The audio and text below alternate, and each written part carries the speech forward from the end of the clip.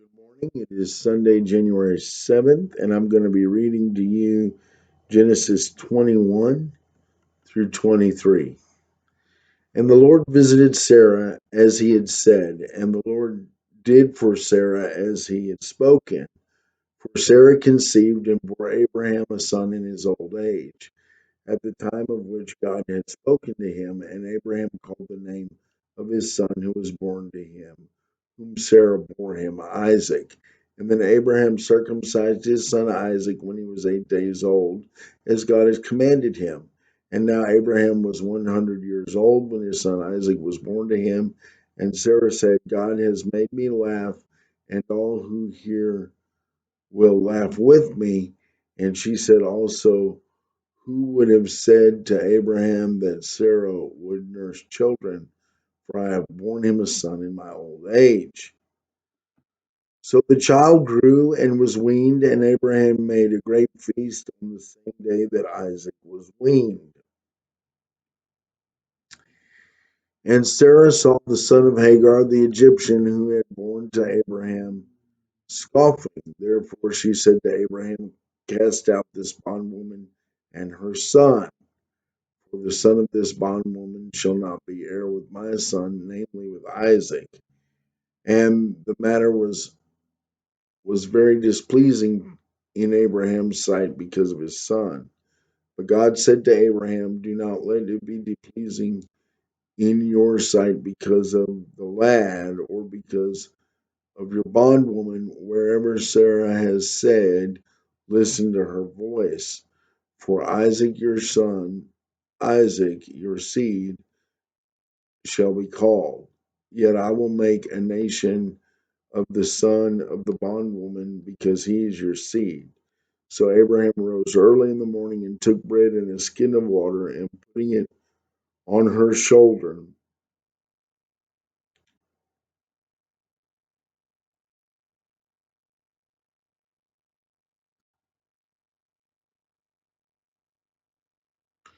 he gave it and the boy to Hagar and sent her way.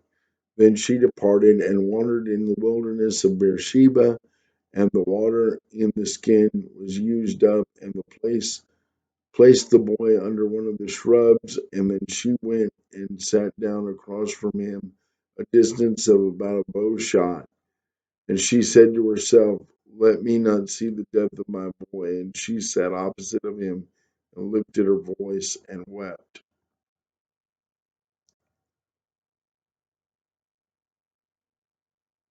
And God heard the voice of the lad, and the angel called out to Hagar of heaven and said to her, what ails you, Hagar? Fear not, for God has heard your voice in the land where he has risen. Arise and lift up the lad and hold him with your hand, for I will go make him a great nation. And then God opened her eyes, and she saw a well of water, and she went and filled the skin with water and gave it to the lad to drink. So God was with the lad, and he grew and dwelt in the wilderness and became an archer, and he dwelt in the wilderness of Paran, and his mother took a wife for him of the land of Egypt.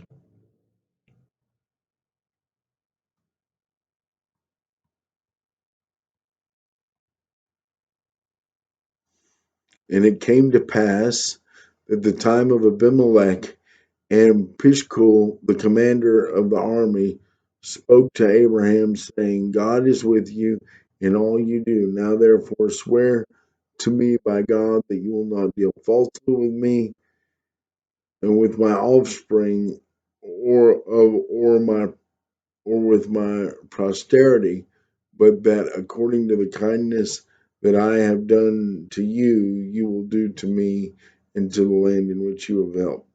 And Abraham, I said, I will swear.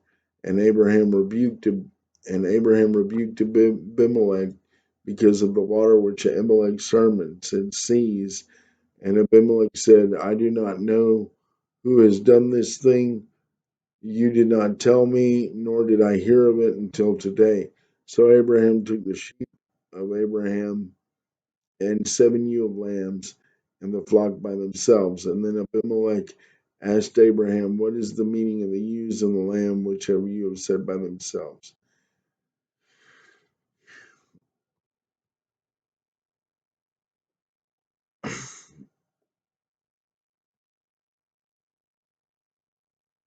And he said, you have taken 7 ewes and lambs from the hand, that they may be my witness that I dug this well. Therefore he called this place Beersheba, because of the two of them had sworn oath there.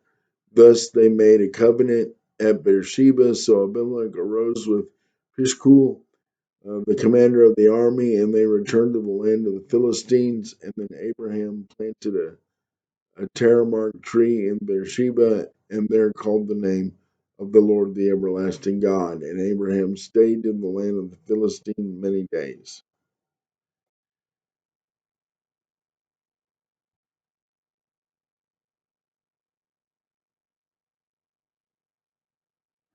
Genesis 22. Now it came to pass after these things that God tested Abraham and said to him, Abraham. And he said, here I am.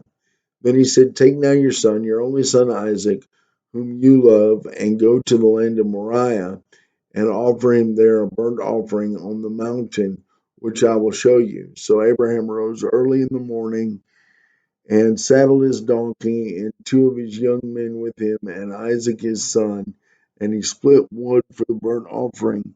And he arose and went to the place which God told him.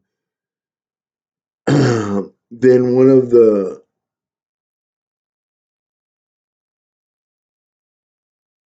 young men said, stay here with the donkey, the lad, and I will go and worship, and he will come back to you. And Abraham took the word of the burnt offering and laid his son Isaac, and he took fire in his hand and a knife, and the 2 of them went together.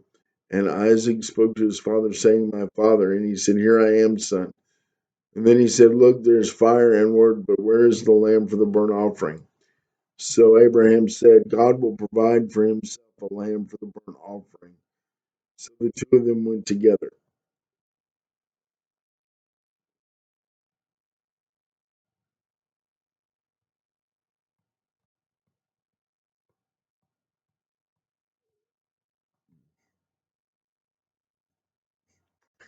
Then they came to the place which God had told him, and Abraham built an altar there and placed in order, wood in order, and he bound Isaac his son and laid him on the altar upon the wood.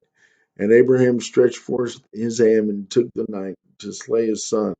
But an angel of the Lord called out from heaven, Abraham, Abraham. So he said, here I am. And he said, do not lay your hand on the lad or do anything to him, for now I know that you fear God, since you have not withheld anything from me. And Abraham lifted his eyes and looked, and behind him there was a ram in the thicket by its horns.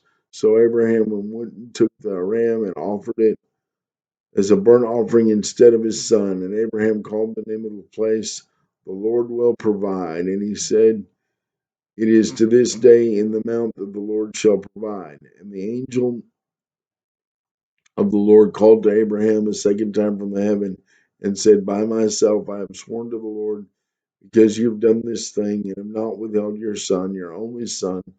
Blessed blessings I will bless you, and multiplyings I will multiply your descendants as the stars of the heavens and the sands which are on the seashore, and your descendants shall possess the gates of their enemies, and in your seed all the nations of the earth shall be blessed, because that you have obeyed my voice. And so Abraham returned, his young men arose and went together to Beersheba, and Abraham dwelt at Beersheba.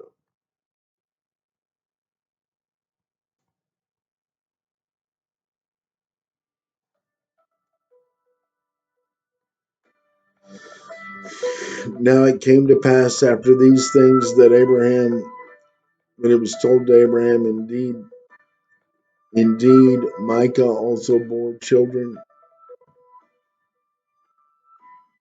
I'm sorry, let me try that again. Now it came to pass after these things that Abraham uh, I'm sorry, let me start one more time. Now it came to pass after these things that it was told to Abraham, saying, Indeed, Micah has also borne children to your brother Nabor, Huz his firstborn, Buz his brother, Kemuel his father, Aram, Chisivil, Hazel, Japheth, and Bethuel, and begot Rebekah. These eight Micah bore Nabor, Abraham's brother, his his concubine, whose name was Reuben, and bore Tibah and Gunim and Thasha and Michal. And Sarah lived 127 years, and there was the years of the life of Sarah. So Sarah died in Kitchen Eber, that is Hebron, in the land of Canaan, and Abraham came to mourn for Sarah and wept for her.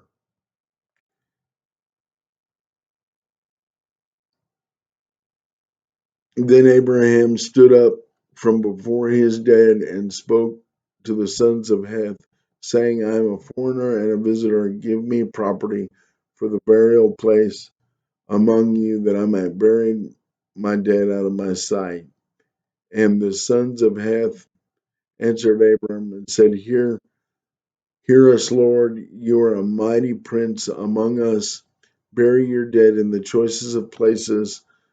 None of us will withhold from you his burial place, that you may bury your dead. Then Abraham stood up and bowed himself to the people of the land, the sons of Heth, and spoke to them, saying, with this saying, If it is your wish that I bury my dead out of my sight, hear me and meet me in Ephron with Zohar for me, that he may give me the cave of Melechah that was which is in the side of the field, and let him give to me at full price as the property for burial among you.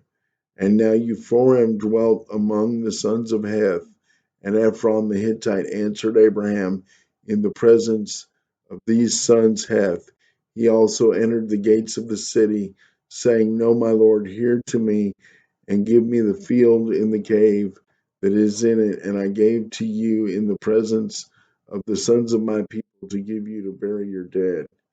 Then Abraham bowed himself before the people of the land and spoke to Ephraim in the hearing of the people of the land, saying, If you give it, please hear me, I will give you money for the field. Take it from me, and I will bury my dead there. And Ephraim answered Abraham, saying,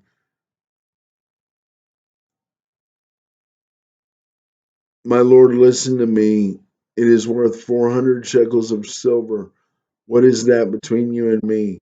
So bury your dead. And Abraham listened to Ephron, and Abraham weighed out 400 shekels of silver of currency of the merchants, so that the field of Ephron, which is Melphalah, which was before Marmi, the field and the cave which was in it, and the trees that were in the field were within all the surrounding borders, were deeded to Abraham as a possession in the presence of the son of Heth before all who went into the city.